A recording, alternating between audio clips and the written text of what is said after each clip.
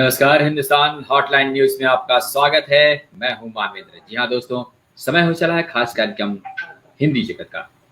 इस खास कार्यक्रम में देश विदेश के रचनाकार, साहित्यकार, लेखक सभी जुड़ते हैं, अपनी साहित्यिक यात्रा की चर्चा करते हैं और देश के विकास में हिंदी के योगदान की भी खास चर्चा होती है। आज इसी कड़ी में हमारे साथ बंगलुरु से जुड़ी हुई हैं, या उनका स्वागत करते हैं डॉक्टर उर्मिला पौरवाल। मैम, आपका बहुत बहुत स्वागत है। धन्यवाद। जी हाँ दोस्तों, ये खास कार्यक्रम विश्व हिंदी परिषद के सौजन्य से प्रतिदिन इसी समय आता है, जिसके अध्यक्ष हैं डॉक्टर विनय कुमार भारद्वाज और इस कार्यक्रम के संयोजक हैं विश्व हिंदी परिषद के महासचिव डॉक्टर विपिन कुमार। इस खास कार्यक्रम में देश विदेश के रचनाकार, साहित्यकार, लेखक, कवि, स्टार सभी जुड़ते हैं और अपनी साहित्यिक यात्रा की भी चर्चा करते हैं। और इसी कड़ी में आज डॉक्टर उर्मिला पौरवाल जी जुड़ी हुई हैं। हम इनका पुनः स्वागत करते हैं और इनसे हम प्रश्न करते हैं। जी मैम, आपका पुनः स्वागत है। और हम ये जानना चाहेंगे कि आप हिंदी विभागाध्यक्ष हैं वहाँ बंगलुरु में, तो हम ये जानना चाहेंगे कि आपकी हिंदी की तरफ लगाव कैसा हुआ, कैसे साहित्यिक यात्रा आपकी शुरुआत हुई। जी मैम। जी, सर्वप्रथम धन्यवाद।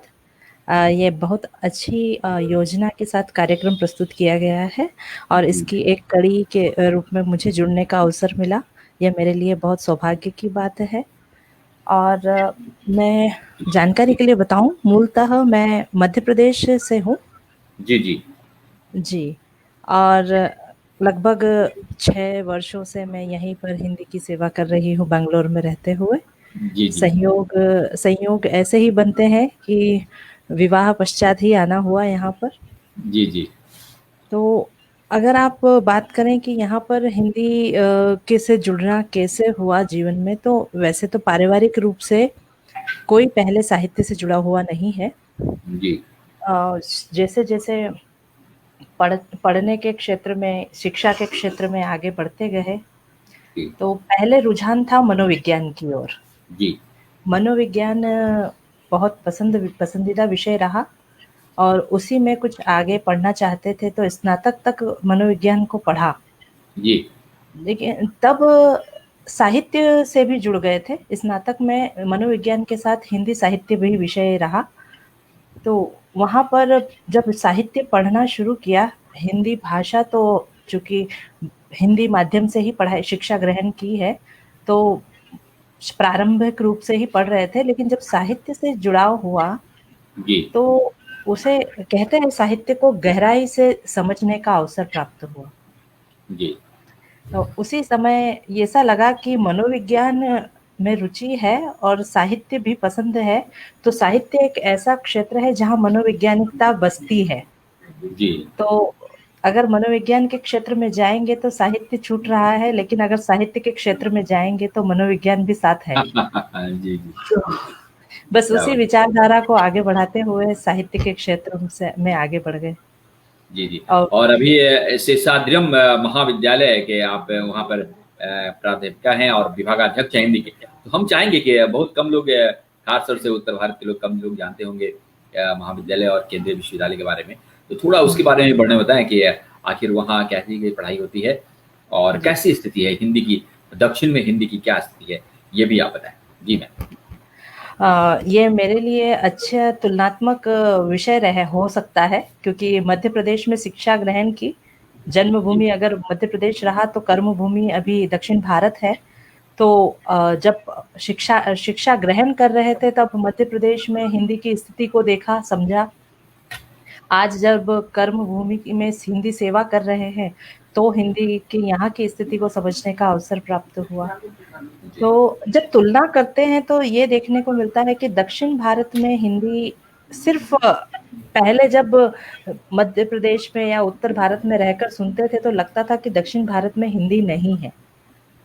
लेकिन जब जी यहाँ आए तो समझ में आया कि ऐसा नहीं है। यहाँ पर हमारे उत्तर भारत से भी ज़्यादा सम्मानीय स्थिति है हिंदी की।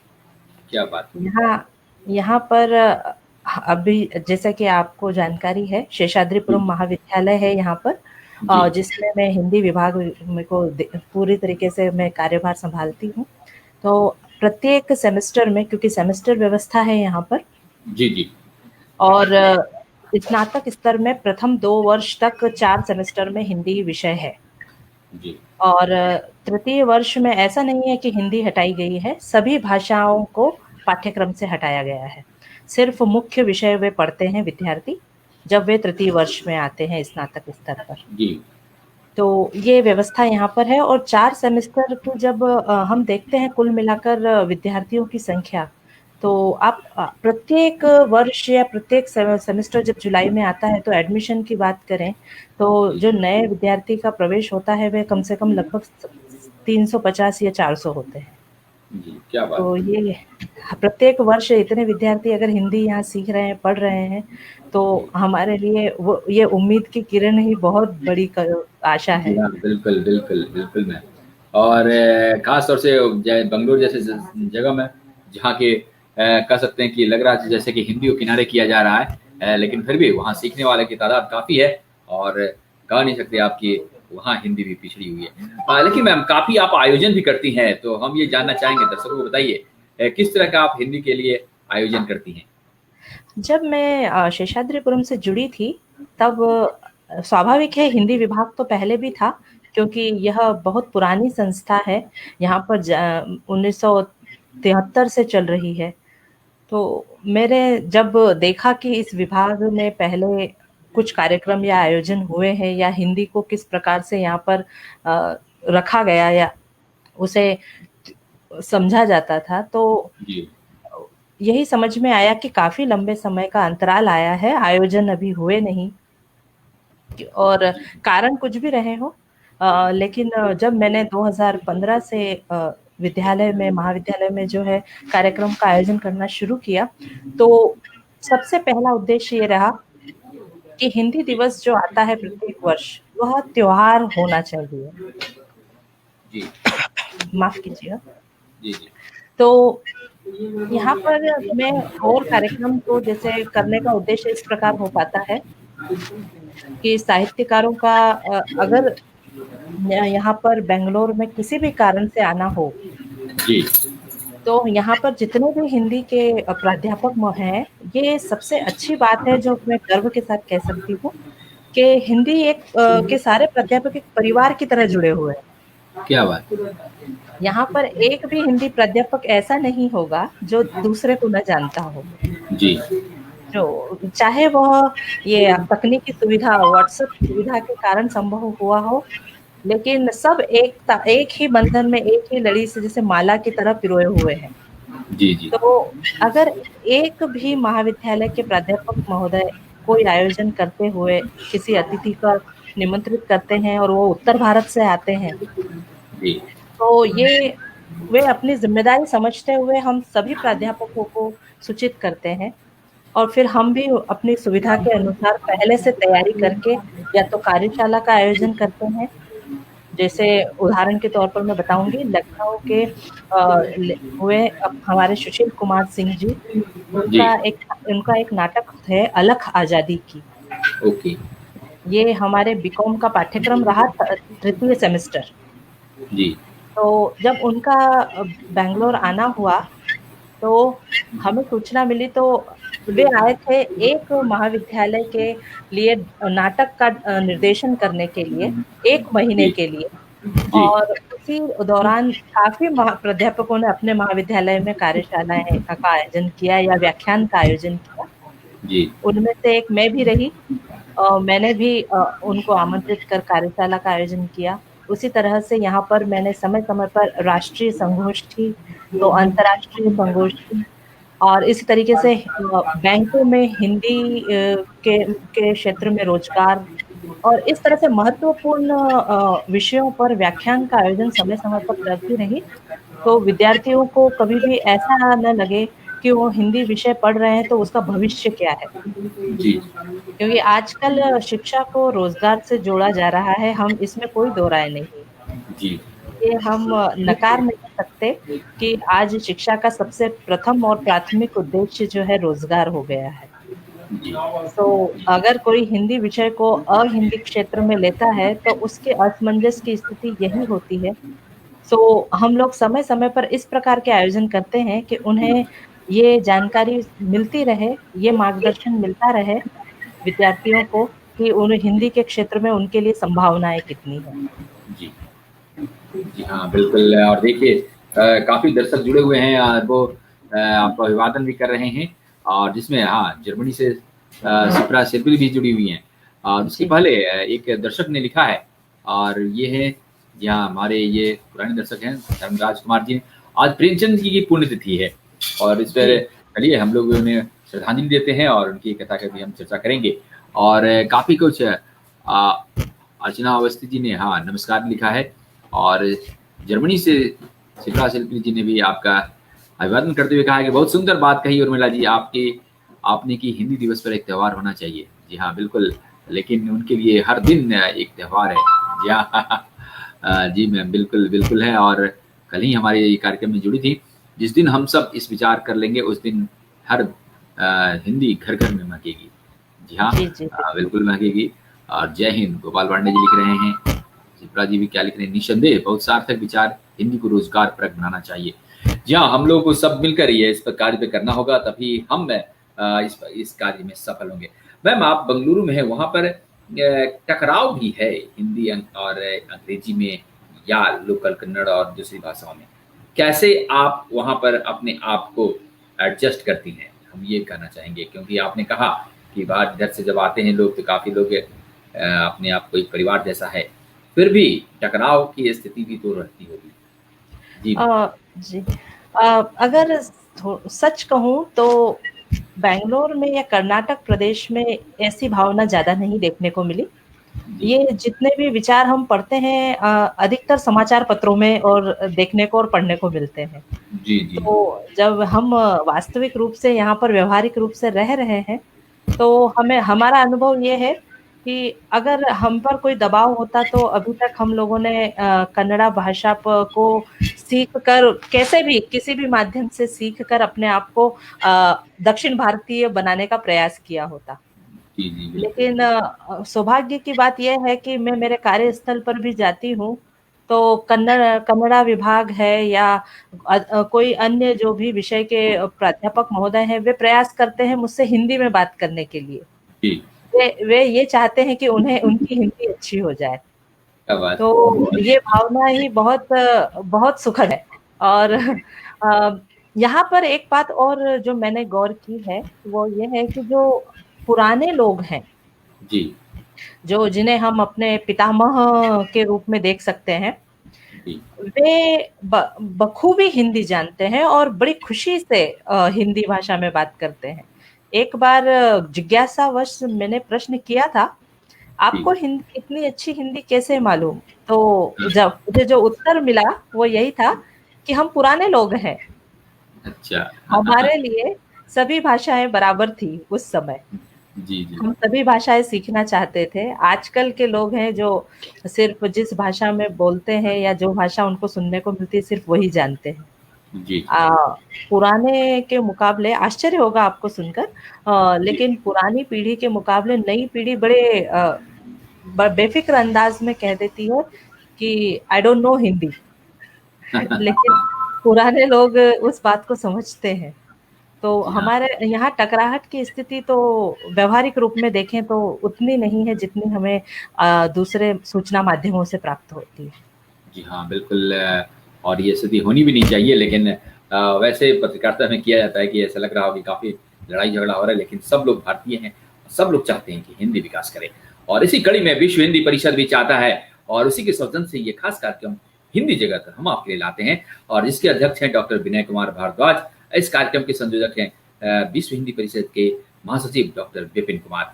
और इस खास कार्यक्रम में देश विदेश के रचनाकार, साहित्यकार, लेखक, कवि सभी जुड़ते हैं, और अपने ही साहित्य की यात्रा की चर्चा करते ही हैं, साथ में हिंदी के विकास की भी खास चर्चा होती है। और इसी कड़ी में आज हमारे साथ जुड़ी हुई हैं बेंगलुरु से डॉक्टर उर्मिला पोरवाल। आप शेषाद्रिपुरम महाविद्यालय में, मैं गलत तो नहीं बोला हमने महाविद्यालय का नाम? जी, शेषाद्री। शेषाद्रिपुरम महाविद्यालय के विभागाध्यक्ष हिंदी की हमसे जुड़ी हुई हैं डॉक्टर उर्मिला पोरवाल। मैम, नई शिक्षा नीति बनी है, तो क्या लगता है कि इसका और भी काफ़ी कुछ प्रभाव पड़ेगा, और बेहतर यूनिवर्सिटी में होगा?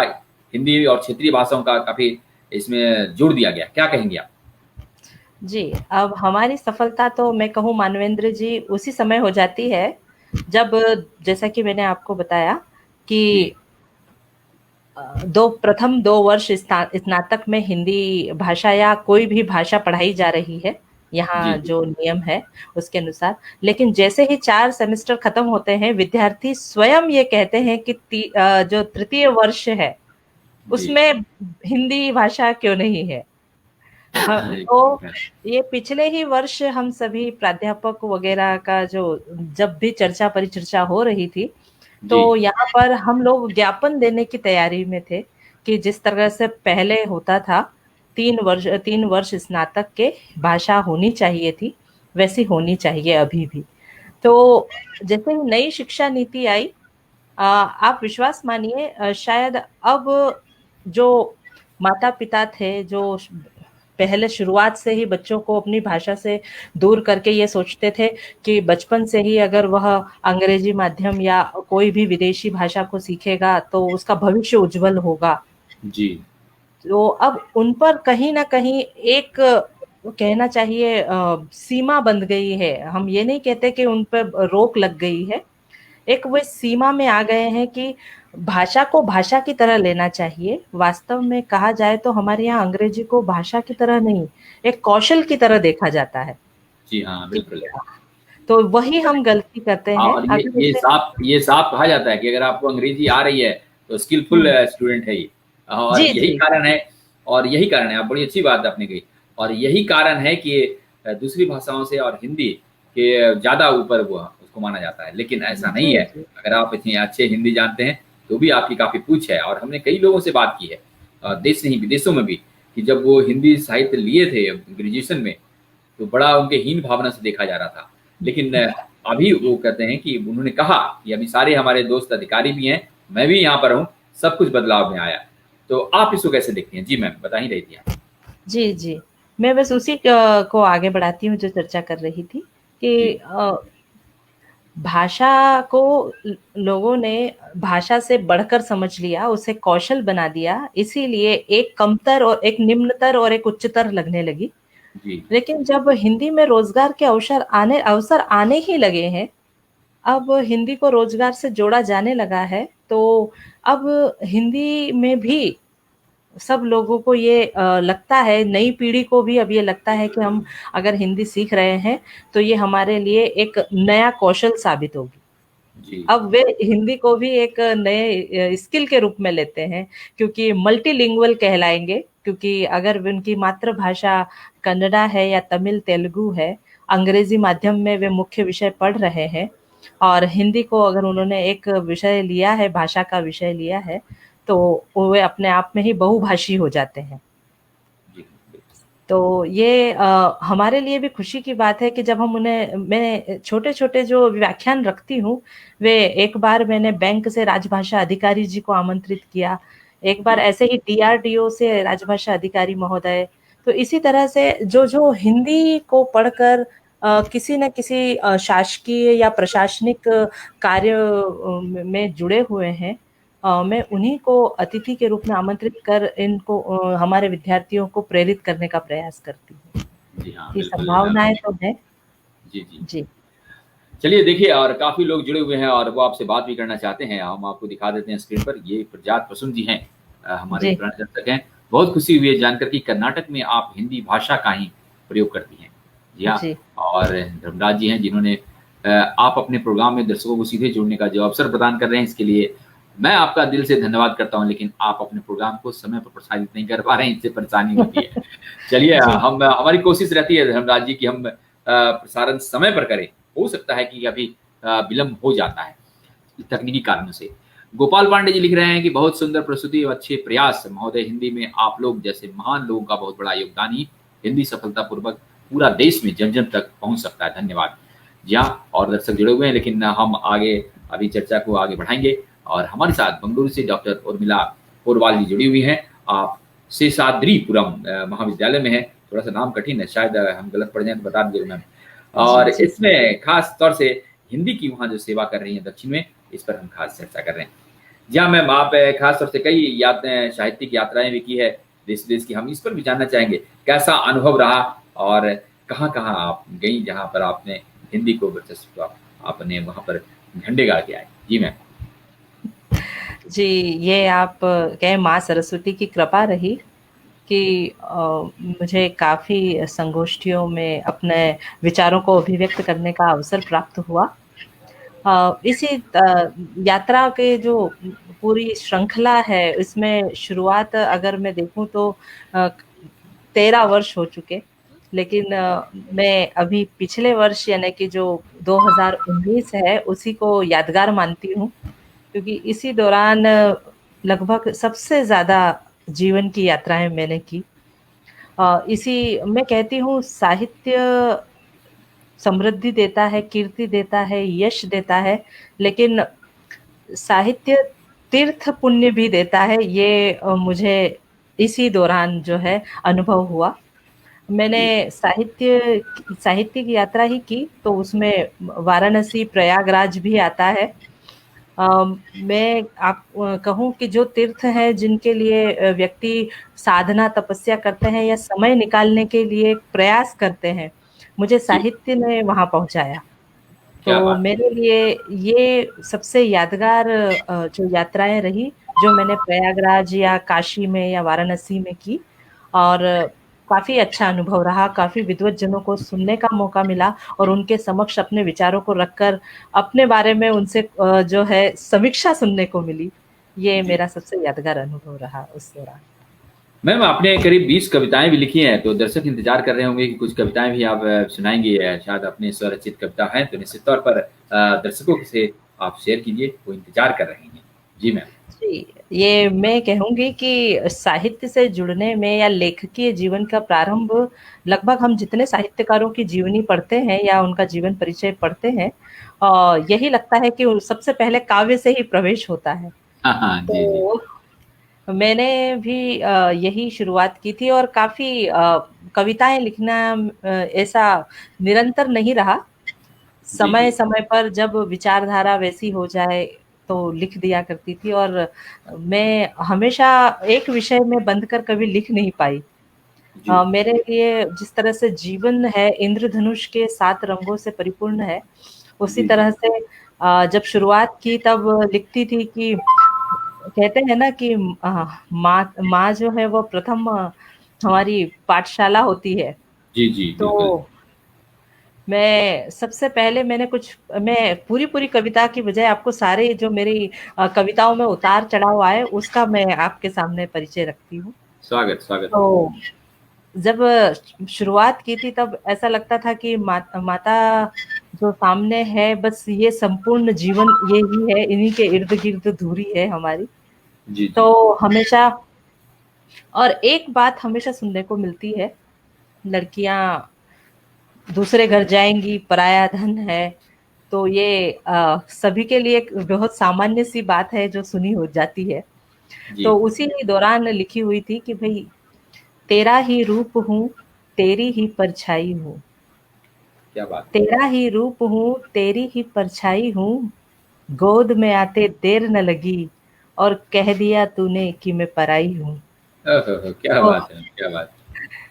इस तरह से कुछ लिख दिया करती थी। मुझे जी, मुक्तक लिखना बड़ा पसंद हुआ करता था। जी, जी। तो स्वागत, स्वागत। इसी तरीके से और फिर जैसे-जैसे थोड़े कहते हैं ये बचपना जब जाता है और स्नातक स्तर तक आए तब लगने लगा कि नारीवादी और ये महिलाओं को बहुत पढ़ने में आया।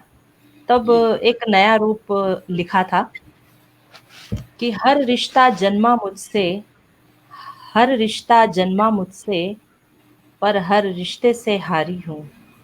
क्या बात है! हर रिश्ता जन्मा मुझसे, हर रिश्ते से हारी हूँ, मैं नारी हूँ।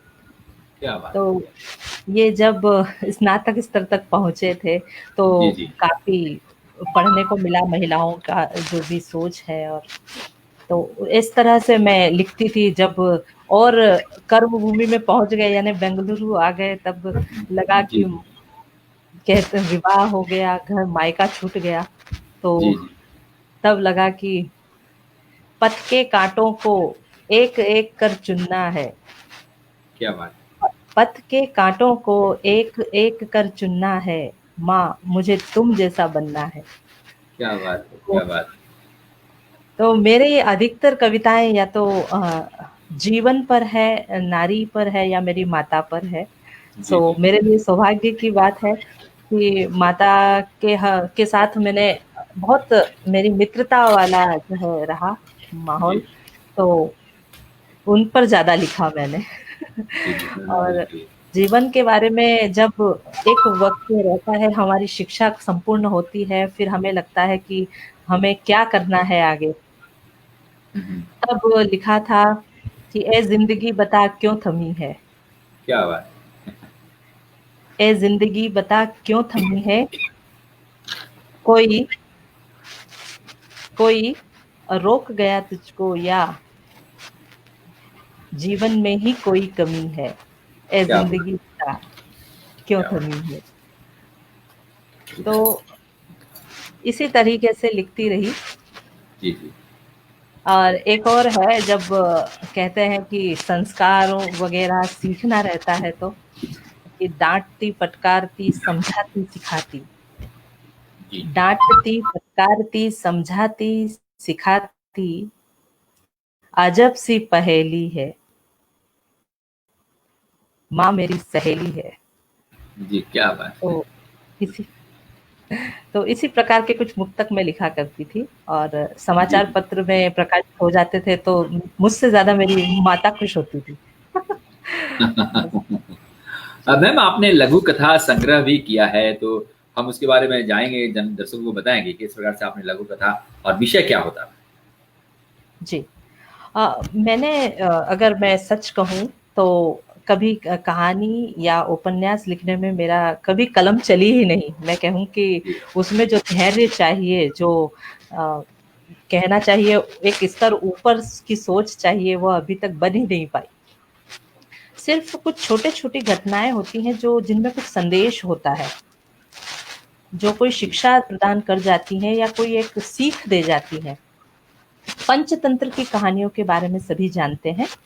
तो उसी प्रकार की कुछ कहानियाँ अगर मैं कहीं पढ़ लेती थी या कहीं पर देखने में आ जाए, टीवी वगैरह में या रेडियो में सुनने में आ जाए, तो मैं उनको अपने शब्दों में उतार देती थी।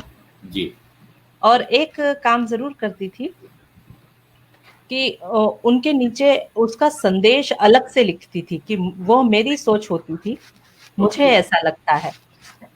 और फिर वह मैं ऐसी जगह पोस्ट करती थी, क्योंकि आजकल हमारे पास माध्यम काफ़ी है कि सभी जो पढ़ रहे हैं, वे भी जी, अपने हिसाब से उनको क्या शिक्षा मिली या सीख मिली, वे लिख पाएँ। तो हर कहानी कुछ कहती है। इस तरह से मैंने एक सीरीज़ लिखना शुरू किया था। तो लघु कथा। वो जी, तो लगभग 1 वर्ष तक मैं लिखती रही उसको। जी। अ, लेकिन उसके बाद फिर वह भी अभी भी अधूरी है। कहते हैं ना कि कार्य पूरा हो जाए तो फिर साहित्यकार कैसे? सो सभी वही आपाधापी है जीवन की अभी बहुत, तो वह भी अभी कार्य अधूरा है।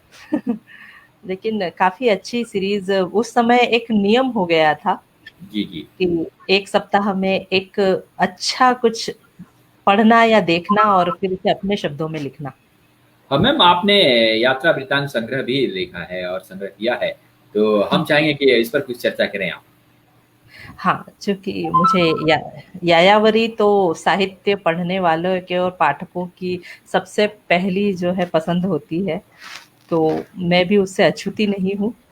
जी, जैसे कि ये मैं जब पहले ट्रैवल डायरीज़ पढ़ा करती थी अखबारों में। अगर आप थोड़ा मध्य प्रदेश में दैनिक भास्कर अखबार आता है, जी। उसमें प्रत्येक रविवार एक रंगीन पृष्ठ जुड़ता था, रसरंग। प्रश्न अभी भी है, अभी भी है। जी, जी, जी।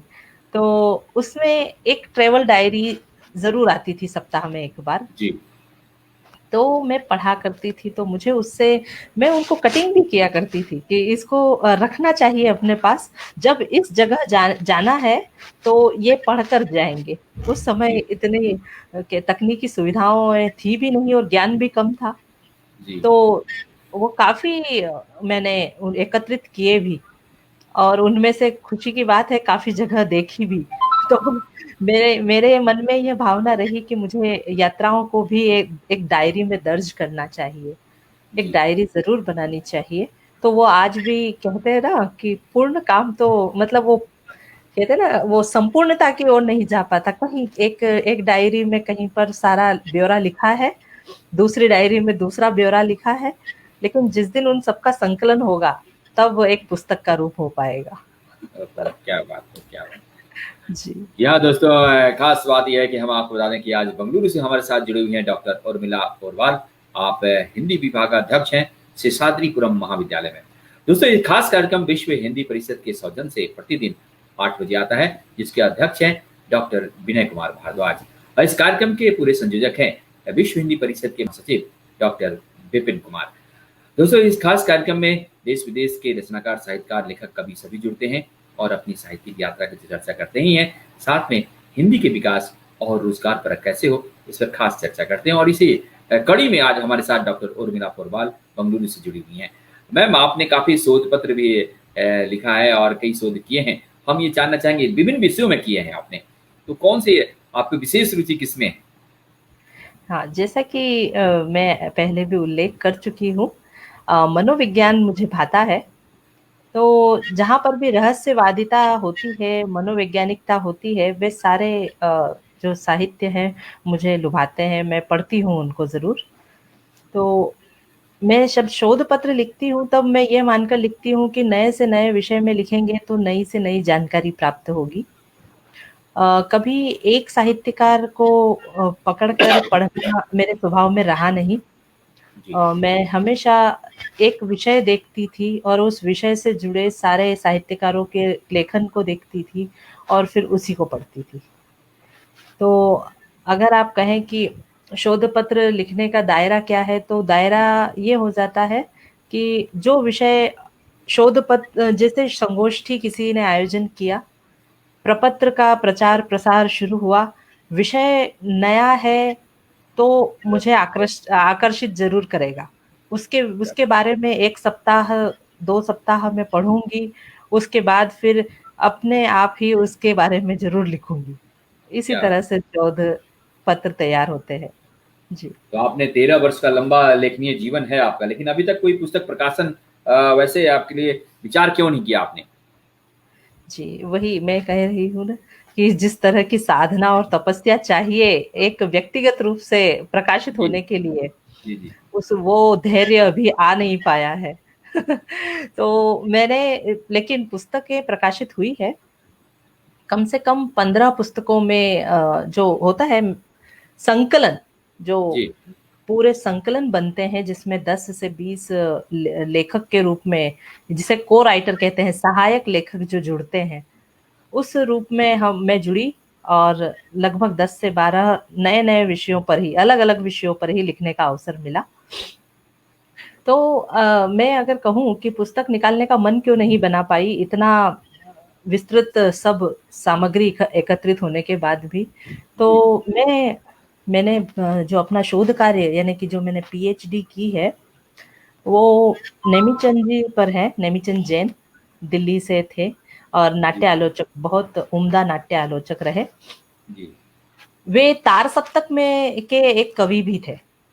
ओके, उन्हीं के कारण एक तार सप्तक नाम की ये जो व्यवस्था है वो समझने का अवसर मिला कि 7 कवि एक साथ जुड़ते हैं और एक पुस्तक को प्रकाशित करते हैं जिसमें सातों की कविताएं होती है, इसीलिए उसका जी, नाम जी। दिया तार सप्तक।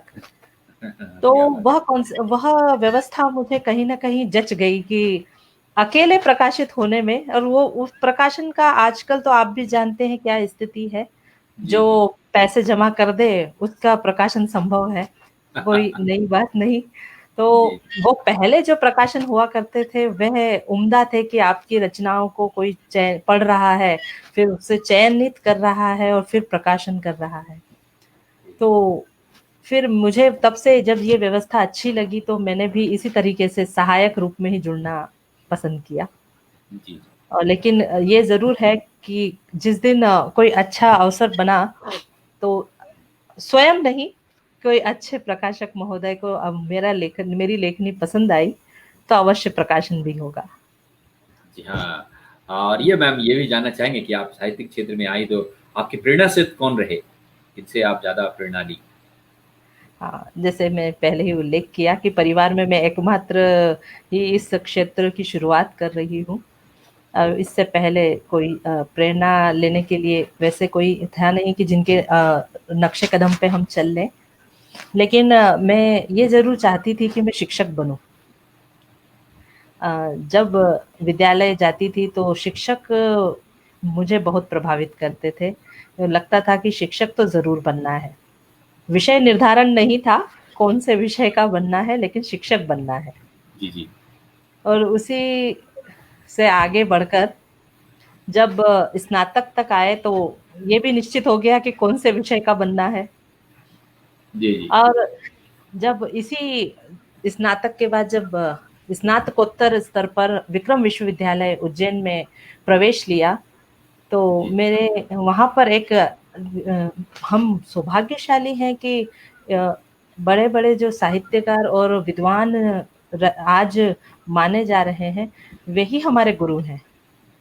तो मैं नाम लेकर ज़रूर सम्मान सम्मान से बोलना चाहूँगी और गर्व से बोलना चाहूँगी कि मुझे प्रेरणा देने में हमारे वो जो स्नातकोत्तर समय में जो शिक्षक प्राध्यापक रहे, उनका जी। बहुत बड़ा योगदान है।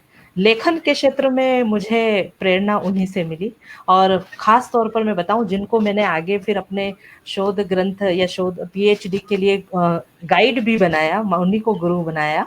डॉक्टर शैलेंद्र कुमार शर्मा सर, जी, जी। अ, उन्हीं को मैं अपना आदर्श और प्रेरणा मानती हूँ। जी। उनसे लेखन क्षेत्र में काफ़ी प्रोत्साहन मिला। उनको और देखकर ही सीखे, जी, उनको जी। जी पढ़कर हाँ। सीखे। जी। जी हाँ, बिल्कुल। और देखिए दर्शक कुछ कह रहे हैं और इसमें एक झारखंड से जुड़े हुए हैं जी हाँ, यात्रा वृत्तांत लिखने में माहिर विजय संदेश जी और वो चाह रहे हैं कि कोई एक यात्रा वृत्त जिसे आप सबसे बढ़िया मानती हैं, उससे जुड़ी यादगार लम्हों के बारे में ज़रूर बताएँ।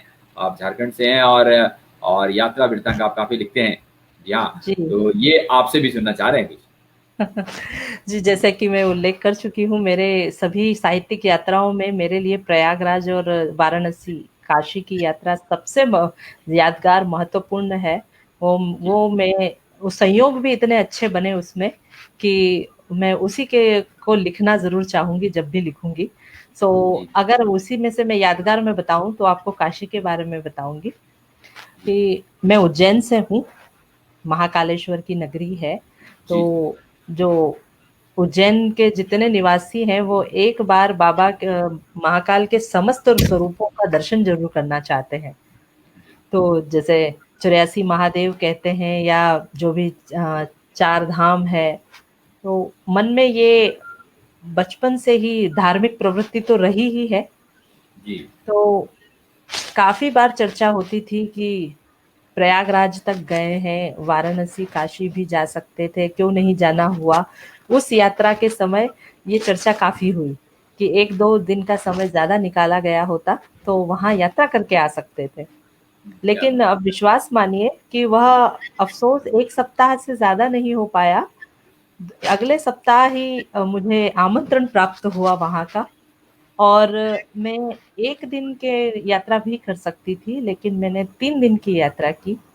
और वो 3 दिन जो वहाँ पर मेरा निवास रहा, जो सानिध्य प्राप्त हुआ विद्वानों का और जो दर्शन मैंने वहाँ पर प्रभु के किए, मैं वो यात्रा अविस्मरणीय है मेरे लिए।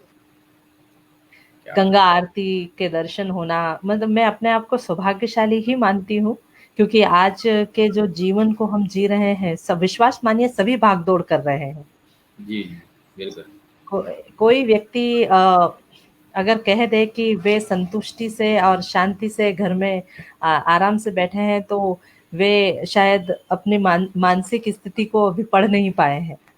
क्योंकि वास्तव में बिल्कुल, मैं जो मेरा अनुभव है वो यही है कि हम मानसिक रूप से या शारीरिक रूप से हम भाग ही रहे हैं। आज का जीवन ही यही है। तो मैं कभी सोच भी नहीं सकती थी कि मैं ये अलग से एक समय निकालूँगी, जिसे मैं कहूँगी कि मैंने तीर्थ यात्रा की।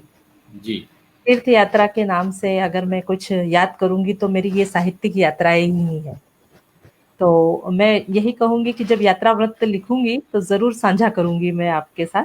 लेकिन अभी मैं उसका ये अंश आपके साथ जो है साझा किया है कि जी वहाँ जी। का 3 दिवसीय जो कार्यक्रम रहा, तीनों दिन में गंगा आरती, प्रभु के दर्शन जो हुए काशी बाबा काशी विश्वनाथ के, और जो मैंने संगोष्ठी में व्याख्यान दिया, जो मुझे प्रतिक्रिया प्राप्त हुई, वे अमूल्य है जी और वे बिल्कुल। अविस्मरणीय है।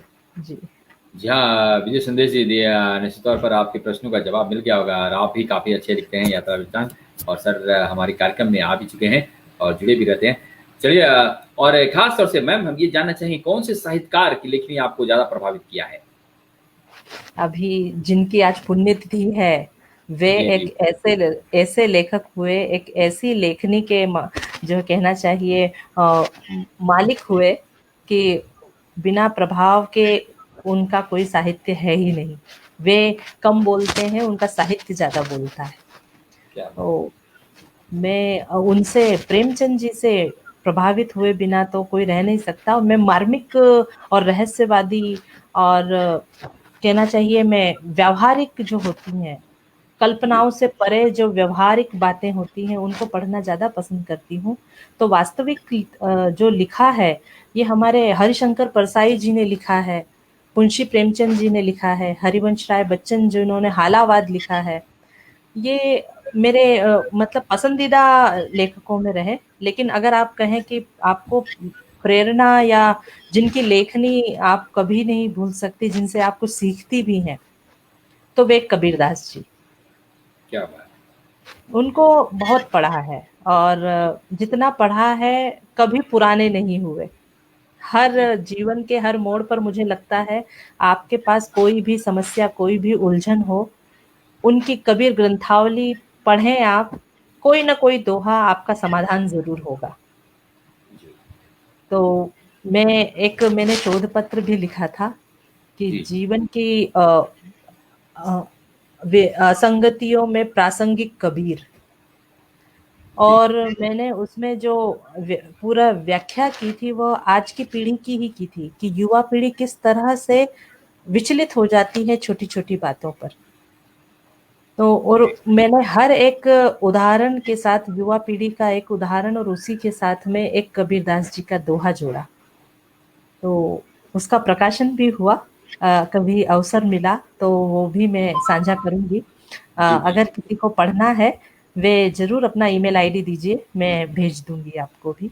पर आप अगर शिक्षा जगत से हैं, तो विद्यार्थियों को ज़रूर वह एक बार दिखाएँ, वे भी लाभान्वित होंगे। तो मैं अगर कहूँ कि मुझे किसी की लेखनी ने सबसे ज़्यादा प्रभावित किया, तो कबीरदास जी हैं जिनको मैं अपने साथ ही लेकर चलती हूँ। कबीर ग्रंथावली हमेशा कि जी, जी, वो मानस पटल में हमेशा रहती है। जिस तरह से हम हमारे रामायण, रामचरितमानस पढ़ते हैं, उसी तरह से मैं कबीर ग्रंथावली को भी मान देती हूँ, सम्मान देती हूँ। और जैसा कि मैंने बताया मुंशी प्रेमचंद, हरिशंकर परसाई जी और मनोवैज्ञानिक जो लेखक हैं, रहस्यवादिता जो लिखते हैं। आजकल आधुनिक रूप में देखा जाए तो मनु भंडारी जी, ममता कालिया जी, इनको पढ़ती हूँ। जी, हाँ, ये बिल्कुल। रियलिस्टिक दिखते हैं। जी। जी मैम, आपने विभिन्न क्षेत्रों में, विभिन्न विषयों पर आपने शोध पत्र लिखे हैं, तो सबसे रुचिकर और कह सकते हैं कि आपको सबसे ज़्यादा कह सकते हैं किसमें है ज़्यादा?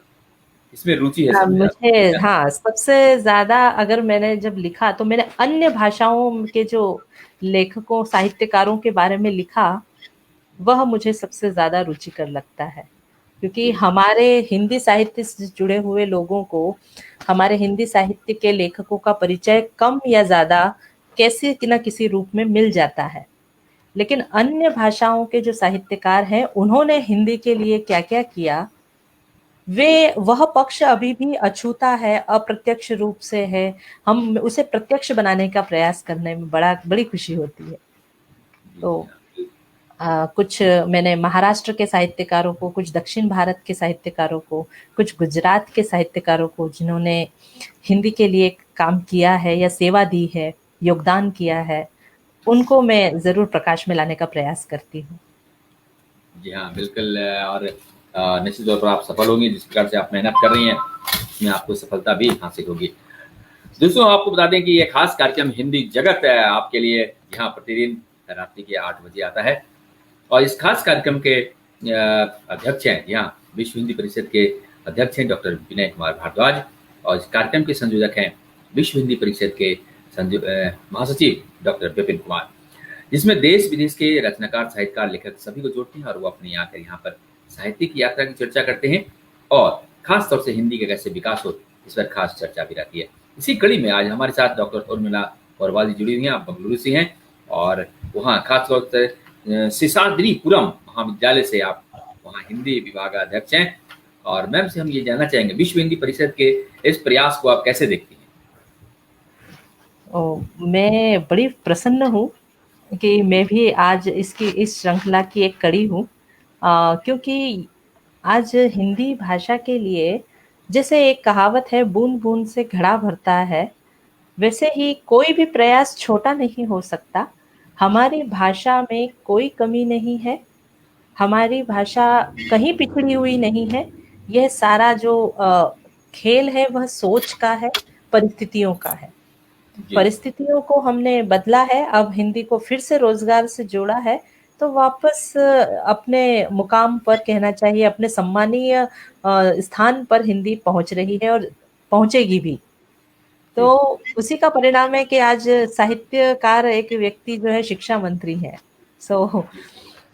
हम अगर ये हमारे लिए गर्व की बात है कि हिंदी साहित्य से जुड़े हुए व्यक्ति आज शिक्षा के मंत्री बनकर उसके संबंध में नए नए नीतियों को लागू कर रहे हैं।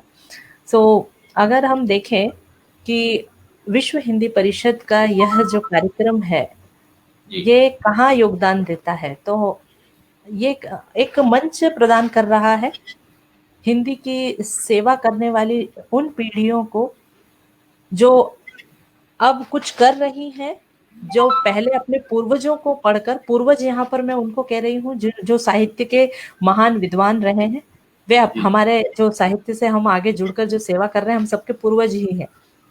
तो उन पूर्वजों को सब जानते हैं, उनको सब पढ़ते हैं, लेकिन उनके नक्शे कदम पर जो चल रहा है उनको ये आपकी संस्था जो है एक मंच प्रदान करके परिचय दे रही है सबको उनका। तो आज मेरा ही उदाहरण अगर मैं लेती हूँ तो मैं हूँ बेंगलुरु में, लेकिन जैसे कि आपने बताया कि देश विदेश में आज मुझे सुना जा रहा है, मैं उनसे अप्रत्यक्ष रूप से परिचित हो रही हूँ। तो ये सबसे बड़ा योगदान आपकी संस्था द्वारा किया जा रहा है, इसके लिए साधुवाद। और ये प्रार्थना आपसे प्रार्थना और निवेदन है कि इसे बस निरंतर रखिए, हम भी मौका मिलेगा हमें भी नई नई जो भी विदुषी और विद्वान लोग हैं उनसे परिचित होने का, उनके योगदान को भी एक मंच प्राप्त होगा। काफी अच्छा प्रयास है। बिल्कुल मैम, बिल्कुल आप प्रतिदिन 8 बजे हमसे जुड़ सकती हैं और इस समय ही हम हिंदी जगत कार्यक्रम लाते हैं। मैम ये जानना चाहेंगे साहित्य में कुछ ऐसा जिस पर आप कलम चलाना चाहती हैं लेकिन अभी तक संजोग नहीं बन पाया है, कुछ ऐसा चाह रही हो कि हम अलग लिखना चाह रहे हैं लेकिन अभी तक कोई संजोग ऐसा नहीं बन पाया है और आप चाह रहे हो नहीं इस पर तो लिखना ही है और दृढ़ संकल्प होकर हमें आगे बढ़ना है? जी मैम। जी मैं आत्मकथा लिखना चाहती हूँ।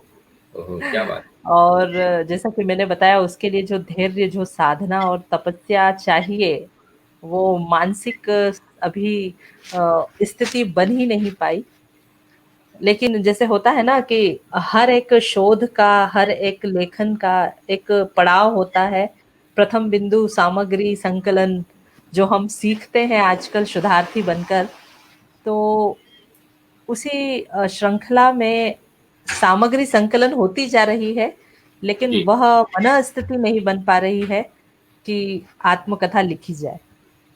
पर लिखना जरूर है, यह एक ऐसे जो है इच्छा है जो पूर्ण करना चाहती हूँ। अब कब संयोग बनता है उसी सुअवसर की जो है प्रतीक्षा है, क्योंकि अभी तो और इतने अधूरे काम है जो पूर्ण करने हैं, लेकिन वह धैर्य और वह तपस्या भी करनी है। तो यही एक है क्षेत्र जिसमें आप कवियत्री हैं, लेखिका हैं, शोधार्थी हैं, समीक्षक हैं, लेकिन आप क्या कहलाना पसंद करेंगी अपने आप को? अगर इन सबसे ऊपर अगर देखा जाए तो मैं साहित्यकार कहलाना पसंद करूंगी, क्योंकि साहित्य में सब कुछ समाहित है।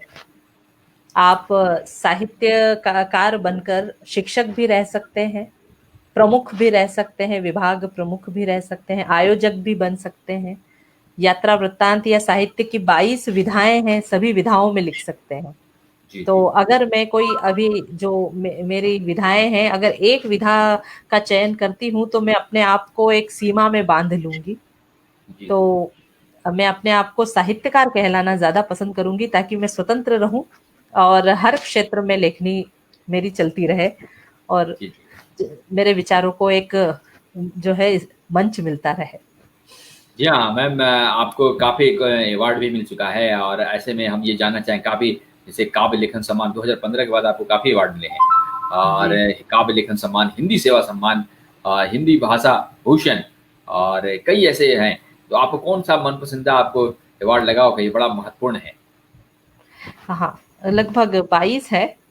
तो जी जी 22 में मुझे एक तो सर्वोपरि है, मैं कहूंगी, अ, जी जो मुझे विक्रमशिला हिंदी विद्यापीठ भागलपुर द्वारा जी अ, गांधी जी का वर्धा में आश्रम है, जी जी उस आश्रम में दीक्षांत समारोह के अंतर्गत उन्होंने विद्यासागर यानी जी कि डिलीट की मानद उपाधि से सम्मानित किया।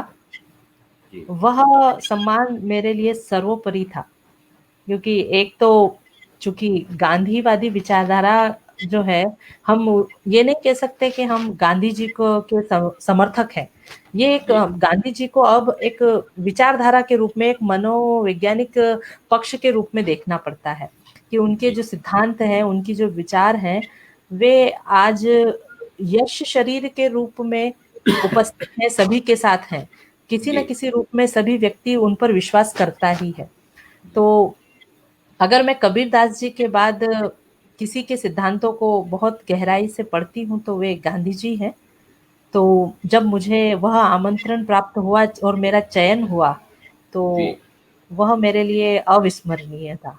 वो प्रसन्नतादायक था, क्योंकि उससे बड़ा सम्मान मिल नहीं सकता था, कि जी एक तो वह आश्रम के दर्शन अपने आप में, और फिर वहीं पर सम्मानित होना। जी तो एक वह, और एक मुझे एक मथुरा की एक ब्रज भूमि फाउंडेशन है, उन्होंने जी 2019 में प्रभावशाली महिला के रूप में मुझे सम्मान किया दिया। तो जो वे हर प्रतिवर्ष 51 महिलाओं का चयन करते हैं, जो अपने अपने क्षेत्र में बहुत प्रभावशाली रही हैं। वार्षिक रूप से चयन होता है, तो उस वर्ष मेरा चयन हुआ, और वह काफी सम्मानजनक बात थी। जी और सम्मान किसी एक का नहीं होता, मैं मानती हूँ उनका पूरे परिवार का सम्मान हो जाता है वो। जी हाँ तो बिल्कुल। मुझे खुशी इसी बात से हुई कि मेरे कारण मेरे परिवार को भी गौरवान्वित महसूस हुआ। जी जी जी हाँ, बिल्कुल। और जिस प्रकार से आप बता रही हैं और हिंदी की सेवा लगातार दक्षिण भारत में कर रही हैं, ये अति महत्वपूर्ण है। और सबको एक रूपता में और कह सकते हैं इंटीग्रेट कर रही हैं, ये भी उससे भी ज़्यादा महत्वपूर्ण है। मैम, आप युवा पीढ़ी को चलते-चलते क्या कुछ संदेश देंगी ताकि वो युवा पीढ़ी बेहतर रूप से अपने व्यक्तित्व का विकास कर सके? जी मैम। जी, देखिए, स्नातक स्तर में एक दोहा भारतेंदु जी का सुना था। अच्छा।